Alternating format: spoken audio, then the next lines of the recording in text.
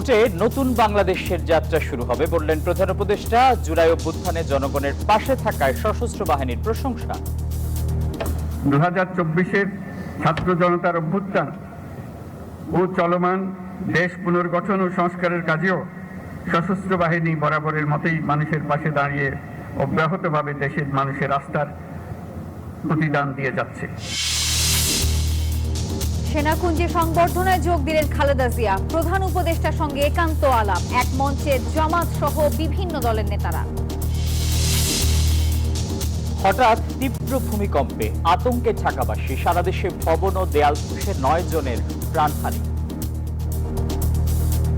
দ্রুত নামতে গিয়ে সিঁড়ি থেকে পাটা মচকায় যায়। যে হলে আপনার একজন হচ্ছে যে 2 তলা থেকে লাফ দিয়ে ওর পা পুরোপুরি ভেঙে গেছে। বড় বিল্ডিংগুলোর দিকে তাকাচ্ছি, বারান্দা যায় দেখতেছি যে বিল্ডিং মনে হয় পড়ে যাচ্ছে।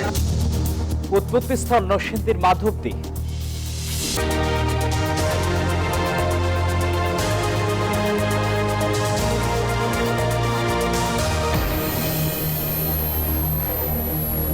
সবাইকে স্বাগত জানাচ্ছি নিউজ 24 সংবাদে। পুরো আয়োজনে আপনাদের সঙ্গে আছি আমরা দুজন, আমি আসিফ টিপু এবং আমি নাফিসা হক। দর্শক দেখছিলেন বিআরবি কেবল সংবাদ শিরোনামগুলো। এবারে বিস্তারিত। আগামী জাতীয় নির্বাচন গণতান্ত্রিক ও নিয়মতান্ত্রিক ধারাবাহিকতা অক্ষুণ্ণ রাখার নির্বাচন। এই নির্বাচনকে গুরুত্বের সাথে বিবেচনার আহ্বান জানিয়েছেন প্রধান উপদেষ্টা অধ্যাপক ডক্টর মোহাম্মদ ইউনূস।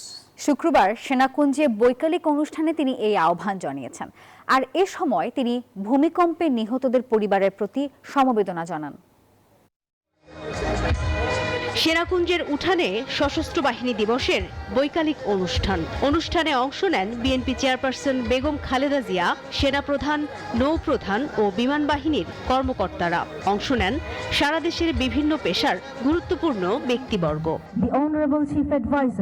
মূল পর্বে অন্তর্বর্তী সরকারের প্রধান উপদেষ্টা অধ্যাপক মোহাম্মদ ইউনূস সশস্ত্র বাহিনী দিবসের মতো এমন উৎসবের দিনে ভূমিকম্পে নিহতদের ঘটনায় শোক জানান, সমবেদনা জানান নিহতদের প্রতি।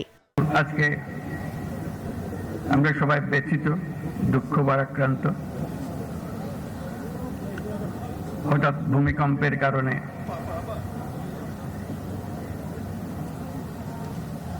কয়েকজন ইন্তেকাল করেছেন, তার জন্য আমরা শোক পালন করলাম নীরবতার মাধ্যমে। প্রধান উপদেষ্টা তাঁর বক্তব্যে 1971 সালে মেজর জিয়াউর রহমানের আহ্বানে মুক্তিযুদ্ধে সশস্ত্র বাহিনীর অংশগ্রহণ স্মরণ করেন। তৎকালীন মেজর এবং পরবর্তীতে রাষ্ট্রপতি জিয়াউর রহমান বাংলাদেশের স্বাধীনতা ঘোষণা করেছিলেন। এরই ধারাবাহিকতায় 21শে নভেম্বর সেনাবাহিনীর সাথে নৌ ও বিমান বাহিনী সম্মিলিতভাবে পাকিস্তানি বাহিনীর বিরুদ্ধে লড়াই শুরু করে। মহান মুক্তিযুদ্ধ ও 24-এর গণ অভ্যুত্থানে সশস্ত্র বাহিনীর গুরুত্ব তুলে ধরে আগামী নির্বাচনে গণতান্ত্রিক ধারাবাহিকতা নিশ্চিতে সেনাবাহিনীকে অবদান রাখার আহ্বান জানান। এই নির্বাচনের মাধ্যমে আমরা নতুন বাংলাদেশের পথে যাত্রা করব, সেটি আমাদের স্বপ্ন। এই নির্বাচন যেন সর্বাঙ্গ সুন্দর হয়, আনন্দমুখর হয়, উৎসবমুখর হয় এবং আমাদেরকে সেই যাত্রাপথে সুন্দরভাবে রওনা করে দিতে পারে, সেটার জন্য আমরা সবাই মিলে চেষ্টা করব। এ সময় তিনি বন্ধু রাষ্ট্রের প্রতি সুসম্পর্ক রক্ষার পাশাপাশি যে কোনো অপ্রীতিকর পরিস্থিতির জন্য সেনাবাহিনীকে প্রস্তুত থাকার আহ্বানও জানান। যে কোনো আগ্রাসী বহিঃশত্রুর আক্রমণ থেকে দেশের সার্বভৌমত্ব রক্ষার জন্য আমাদেরকে সদা প্রস্তুত ও সংকল্পবদ্ধভাবে থাকতে হবে। জুলাই অভ্যুত্থান ও চলমান রাষ্ট্র সংস্কারে সেনাবাহিনী জনগণের পাশে দাঁড়িয়ে তাদের আস্থার প্রতি সম্মান জানিয়ে যাচ্ছে বলেও জানান প্রধান উপদেষ্টা। জাতীয় নির্বাচনের ঠিক আগ মুহূর্তে এবারকার এই সশস্ত্র বাহিনী দিবসটি যেন আরো বেশি তাৎপর্যপূর্ণ হয়ে উঠেছে। নির্বাচনকে উৎসব মুখর করতে সশস্ত্র বাহিনীর সঠিক ভূমিকা রাখার জন্য আহ্বান জানিয়েছেন রাজনীতিবিদরা সহ এখানে আমন্ত্রিত সকল অতিথিরাই। মারুফা রহমান, নিউজ 24, সেনাকুঞ্জ, ঢাকা। সশস্ত্র বাহিনী দিবসে সেনাকুঞ্জে সংবর্ধনা অনুষ্ঠানে যোগ দিয়েছেন সাবেক প্রধানমন্ত্রী ও বিএনপি চেয়ারপারসন বেগম খালেদা জিয়া। শুক্রবার বিকালে তিনি সেনাকুঞ্জে পৌঁছালে তাকে অভ্যর্থনা জানান সেনাপ্রধান জেনারেল ওয়াকারুজ্জামান সহ 3 বাহিনীর প্রধানরা। এ সময় প্রধান উপদেষ্টার সঙ্গে কুশল বিনিময় করেন বিএনপি চেয়ারপারসন। সশস্ত্র বাহিনী দিবস উপলক্ষে সেনাকুঞ্জে সংবর্ধনা অনুষ্ঠানে যোগ দেন বিএনপি চেয়ারপারসন খালেদা জিয়া। গাড়ি থেকে নেমে হুইল চেয়ারে বসে অনুষ্ঠান স্থলে যান খালেদা জিয়া। হাত তুলে অভিবাদনের জবাব দিতে দেখা যায় বিএনপি চেয়ারপারসনকে। শুক্রবার বিকালে সেনাকুঞ্জে পৌঁছালে তাকে অভ্যর্থনা জানান সেনাপ্রধান জেনারেল ওয়াকারুজ্জামান, বিমান বাহিনী প্রধান এয়ার মার্শাল হাসান মাহমুদ খান।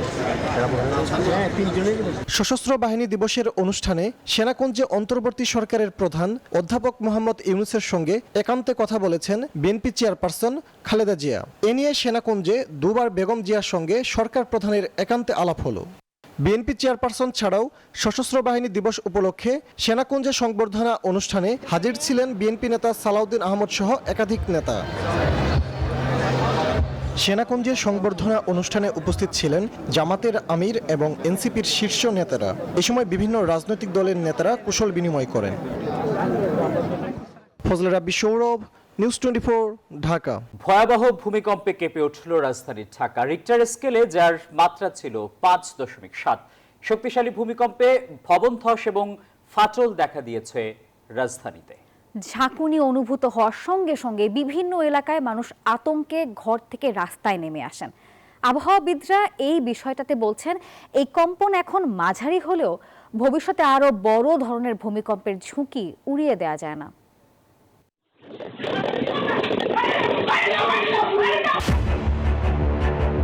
ভূমিকম্পে কেঁপে উঠেছে রাজধানী ঢাকা। ঝাঁকুনি অনুভূত হওয়ার সঙ্গে সঙ্গে বিভিন্ন এলাকায় মানুষ আতঙ্কে ঘর থেকে বেরিয়ে রাস্তায় ছুটে আসে।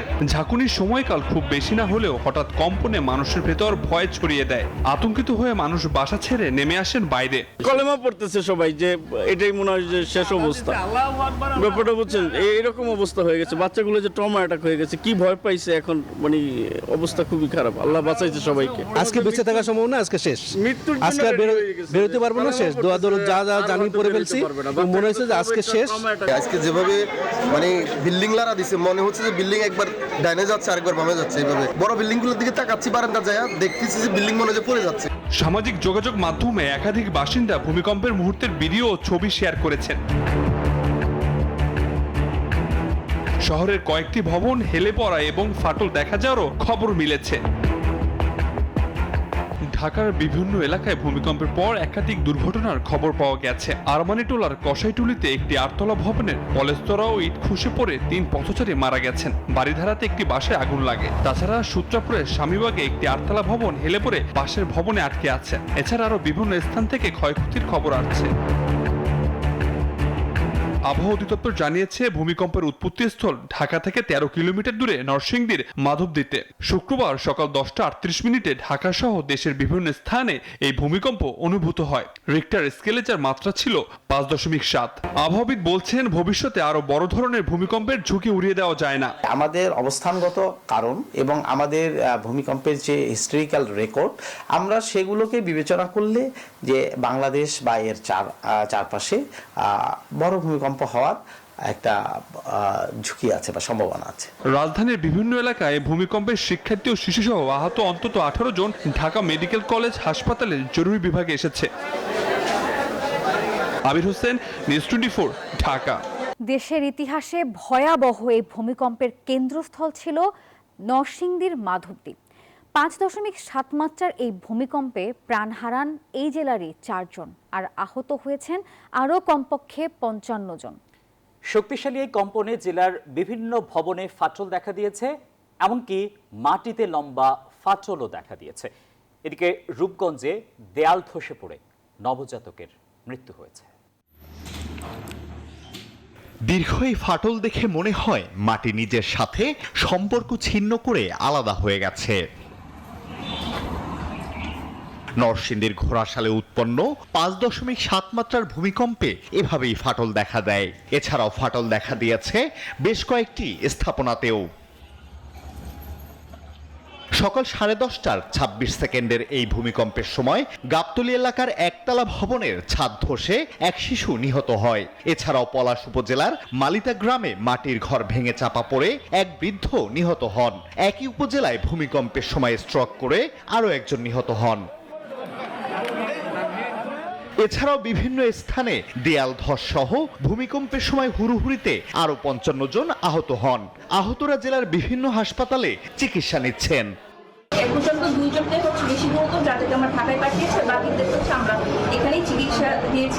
অন্যদিকে ঘোড়াশাল তাপবিদ্যুৎ কেন্দ্রে ভূমিকম্পের কারণে কয়েকটি ভবনে ফাটল সৃষ্টি হয় এবং কেন্দ্রের কিছু যন্ত্রপাতি ক্ষতিগ্রস্ত হয়। ফাটল দেখে আতঙ্কিত স্থানীয়রা। গরু বছর লাফা শুয়ে ছিল, গরু লাফা উঠছে আনদিবে এনে সাথে মাটির ফাইটে আবার বড় বড় জায়গা বড় আছে দুবাই আছে। এটা এমন ভাবে ফাটল দিছে, এখানে যদি আর একটা সেকেন্ড যদি থাকতো তাহলে মনে হয় ফার্ম নিয়ে মনে করে আমাদেরকে মৃত্যু সজ্জায় থাকতে হইতো।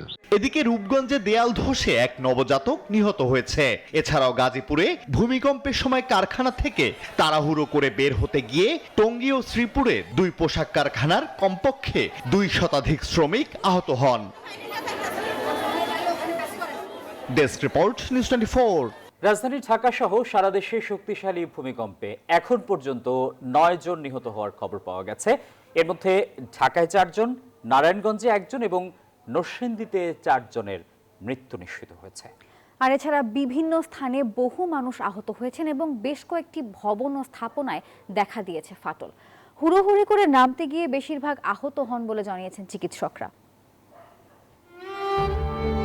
শক্তিশালী ভূমিকম্পের ঝাঁকুনিতে আতঙ্ক ছড়ায় রাজধানী জুড়েই। অনেকে জড়ো হন খোলা জায়গায়। ভূমিকম্পে কষাইটুলিতে একটি 5 তলা ভবনের একাংশ ধসে পড়েছে। কেপি ঘোষ স্ট্রিটের এক ভবনের রেলিং ভেঙে নিচে পড়ে। এতে 3 পথচারী ঘটনাস্থলে নিহত হন। আহত হন আরও 10 জন। ভূমিকম্প থামলেও আতঙ্ক কমেনি নগরবাসীর। হতাহত স্বজনদের উৎকণ্ঠার গন্তব্য যেন হাসপাতালগুলো। এর মধ্যে ঢাকা মেডিকেলে মারা গেছেন নরসিংদী থেকে আসা আহত 10 বছরের শিশু ওমর।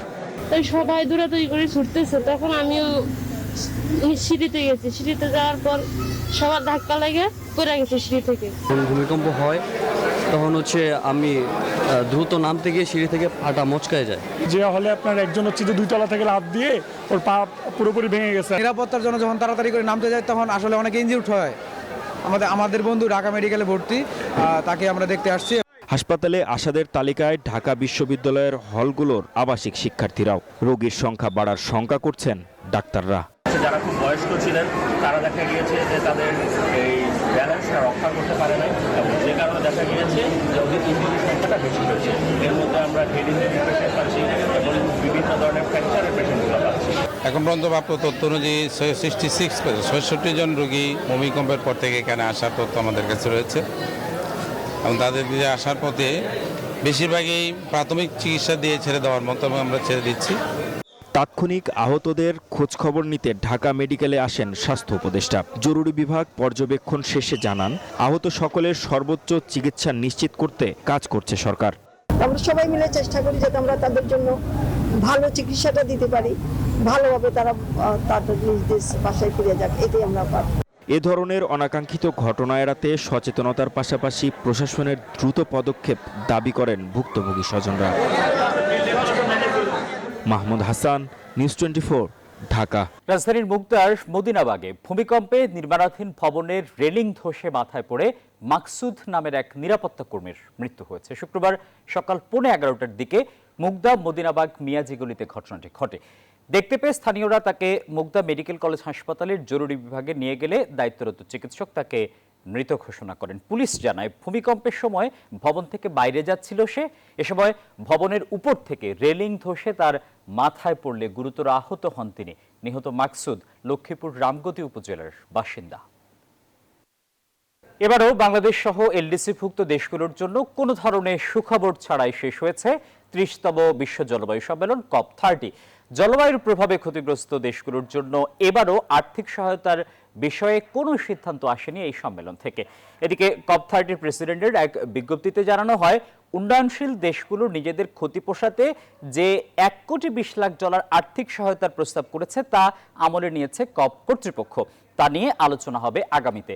তবে এবারও ফসিল ফুয়েল অর্থাৎ কয়লা, তেল, গ্যাস থেকে বের হয়ে প্রাকৃতিক গ্যাস ব্যবহারের প্রস্তাবে সাড়া মেলেনি উন্নত দেশগুলোর। এদিকে 20 নভেম্বর দুপুরে কপের ভেন্যুতে আগুন লাগার পর 21 নভেম্বর সম্মেলনের শেষ দিনে বন্ধ রাখা হয় সব প্যাভিলিয়ন।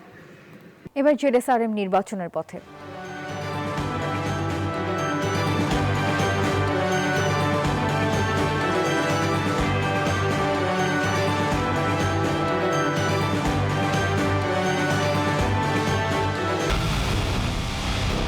পুরো দেশের মুখে হাসি ফোটাতে নিজেকে হতে হয় স্ট্রং, আর মনোবল হতে হয় স্পাক দৃঢ়। জেডএসআরএম 25 বছরের পথ চলায় নিরাপদে রাখার প্রত্যয়ে। জামায়াতের গণজোয়ার দেখে একটি দল অপপ্রচার চালাচ্ছে, এমন মন্তব্য করেছেন জামায়াতে ইসলামের সেক্রেটারি জেনারেল মিয়া গোলাম পরওয়ার। শুক্রবার খুলনার ডুমুরিয়ার শাহপুর আন্দুলিয়া মাঠে ছাত্র গণজমায়েতে তিনি এসব কথা বলেছেন। এবারের নির্বাচনে সন্ত্রাসী, চাঁদাবাজ, দুর্নীতিবাজদের মানুষ লাল কার্ড দেখাবে বলে মন্তব্য করেছেন জামায়াতের এই সেক্রেটারি জেনারেল।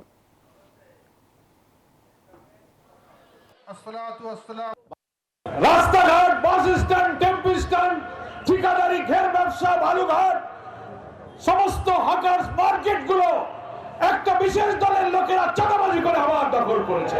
তারা যদি এখন বলে যে আমরা এখন সুন্দর বাংলাদেশ গড়বো, এই কথা কি বিশ্বাস করা যায়? যায় না। পরিবর্তন মানে হলো আগে যা দেখেছি সেটাকে লাল কার্ড দেখাইতে হবে। নতুন বাংলাদেশ চাই। এক সপ্তাহের ব্যবধানে রাজধানীর বাজারে আলুর দাম বেড়েছে। 3 সপ্তাহ ধরে পেঁয়াজের দাম বাড়তি, যা কমার কোনো লক্ষণ নেই। এদিকে সব ধরনের সবজির দরও চড়া। রাজধানীর বিভিন্ন বাজার ঘুরে দেখা গেছে এক সপ্তাহের ব্যবধানে আলু কেজিতে বেড়েছে 5 টাকা। এদিকে পেঁয়াজের দর নিয়ে অস্বস্তির কথা জানাচ্ছেন ক্রেতারা। অন্যদিকে বাজারে শীতের সবজির দাম এখনো অনেকটা চড়া। এক সপ্তাহের ব্যবধানে রাজধানীর খুচরা বাজারে কেজিতে 20 টাকা পর্যন্ত বেড়েছে। বেশিরভাগ সবজির দাম বিক্রি হচ্ছে 80 টাকার আশপাশে। কোনো কোনো সবজির দাম কেজিতে শতক ছাড়িয়েছে। দুবাই এয়ার শোতে প্রদর্শনীর সময় ভারতের একটি তেজস যুদ্ধ বিমান বিধ্বস্ত হয়েছে, আর ঘটনাস্থলেই মারা যান পাইলট। এমনটি নিশ্চিত করেছে ভারতীয় বিমান বাহিনী আইএএফ। দুর্ঘটনার কারণ জানতে তদন্ত কমিটি করা হবে বলে জানিয়েছে সংস্থাটি। তবে 2 বছরের কম সময়ে আবারও দুর্ঘটনার কবলে পড়ায় তেজসের সক্ষমতা নিয়ে প্রশ্ন উঠেছে। সংযুক্ত আরব আমিরাতের দুবাই এয়ার শোতে আকাশ জুড়ে শক্তি প্রদর্শনী করছিল ভারতের আধুনিক যুদ্ধবিমান তেজস। দৃষ্টিনন্দন কসরতে মুহূর্তেই মুগ্ধ হন দর্শকরা। কিন্তু ঠিক তখনই ঘটে বিপত্তি। হঠাৎ উচ্চতা হারিয়ে দ্রুত নিচে নামে বিমানটি। চোখের পলকে আছড়ে পড়ে মাটিতে। বিস্ফোরণে কেঁপে ওঠে এলাকা। দেখা যায় আগুন ও ধোঁয়ার কুণ্ডলী। ঘটনাস্থলেই প্রাণ হারান পাইলট। সামাজিক যোগাযোগ মাধ্যমে ছড়িয়ে পড়া ভিডিওতে দেখা যায় আল মাখতুম আন্তর্জাতিক বিমানবন্দরে দুপুর 2:10 ভারতীয় পাইলট তেজস যুদ্ধবিমান নিয়ে কসরত দেখাচ্ছেন। হঠাৎই বিমানটি বিধ্বস্ত হয়। দ্রুত ঘটনাস্থলে পৌঁছে পরিস্থিতি নিয়ন্ত্রণে আনে দমকল বাহিনী। এ ঘটনায় গভীর শোক প্রকাশ করেছে ভারতীয় বিমান বাহিনী আইএএফ। গণমাধ্যমের তথ্য বলছে, এক আসনের হালকা এই যুদ্ধবিমানটি তৈরি করেছে ভারতের হিন্দুস্তান এরোনটিক্স লিমিটেড। তেজস একটি 4.5 জেনারেশন মাল্টিরোল কমব্যাক এয়ারক্রাফট, যা আকাশ রক্ষা, আক্রমণাত্মক আকাশী সহায়তা এবং নিকটস্থ যুদ্ধসহ বিভিন্ন মিশন পরিচালনার জন্য নির্মিত। এটি তার শ্রেণীর সবচেয়ে হালকা ও ছোট যুদ্ধবিমানগুলোর একটি হিসেবে পরিচিত। এবারই প্রথম নয়। 2024 সালের মার্চে রাজস্থানে তেজস ভূপাতিত হয়েছিল। 2 বছরের কম সময়ে আবারও দুর্ঘটনার কবলে পড়ায় আন্তর্জাতিক অঙ্গনে এর সক্ষমতা ও নিরাপত্তা নিয়ে উঠেছে প্রশ্ন। তবে দুর্ঘটনার কারণ জানতে তদন্ত কমিটি করার কথা জানায় আইএএফ।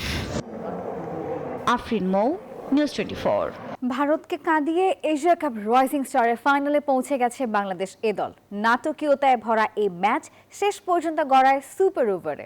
সেখানে ভারতকে 1 উইকেটে হারায় বাংলাদেশ। ম্যাচ সেরা হয়েছেন রিপন মণ্ডল। এশিয়া কাপ রাইজিং স্টারের সেমিফাইনালে ভারত ও বাংলাদেশের ম্যাচে যা ঘটল তা থ্রিলার মুভিকেও হার মানাবে। ম্যাচের শেষ ওভারে নাটকীয়তার পর সুপার ওভারেও সহজ ম্যাচ কঠিন করে জিতল বাংলাদেশ। তবে এই জয়ের পেছনে ভাগ্য যে সহায় ছিল রাইজিং টাইগারদের তা বলাই যায়। কাতারের দোহায় ফাইনালে ওঠার লড়াইয়ে টস হেরে ব্যাটিংয়ে নেমে উড়ন্ত সূচনা পায় সোহান জিসানরা। ম্যাচের চতুর্থ ওভারে জিসান আউট হন ২৬ রানে, ভাঙে ৪৩ রানের ওপেনিং জুটি। এরপর বেশিক্ষণ থিতু হতে পারেননি জাওয়াদ আবরার, আকবর কিংবা হায়দাররা। তবে আরেক প্রান্তে ভারতীয় বোলারদের শাসন করে সোহান খেলেন ৪৬ বলে ৬৪ রানের ইনিংস। শেষ দিকে দুই ফিনিশার ইয়াসির রাব্বি ও মেহরাবের ২২ বলে ৬৪ রানের হার নামানা জুটিতে ভর করে ৬ উইকেটে রাইজিং টাইগাররা স্কোরবোর্ডে রান তোলে ১৯৪। ১৮ বলে ৪৮ রানের ঝড়ো ইনিংস খেলেন মেহরাব। ১৯৫ রানের টার্গেটে ব্যাট করতে নেমে ওপেনিং জুটিতে ৫৩ রান তোলে ভারত। বৈভব সূর্যবংশী আউট হন ১৫ বলে ৩৮ রানের ঝড়ো ইনিংস খেলে। আরেক ওপেনার পিয়াংশ আরিয়া করেন ৪৪ রান। শেষ ১২ বলে ২১ রানের সমীকরণের সামনে দুই দল। ১৯তম ওভারের দ্বিতীয় বলে নিহাল ও ওয়াদ হেরার ক্যাচ ছাড়েন অধিনায়ক আকবর আলী। এরপরেই শুরু হয় নাটকীয়তা। শেষ ওভারে জিসানের ক্যাচ মিস আর শেষ বলে আকবর আলীর বোকামিতে ম্যাচ করায় সুপার ওভারে। এখানেও থ্রিলার সাসপেন্সে ভরে ওঠে ম্যাচ। আগে ব্যাটিং করতে নামা ভারতীয়দের স্কোরবোর্ডে রান তোলার আগেই ২ উইকেট হারায় টিম ইন্ডিয়া।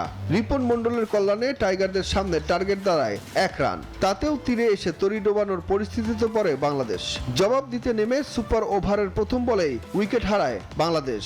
ইয়াসির রাব্বি মাঠ ছাড়েন ০ রানে। এরপরেই ভাগ্য সহায় হয় টাইগারদের।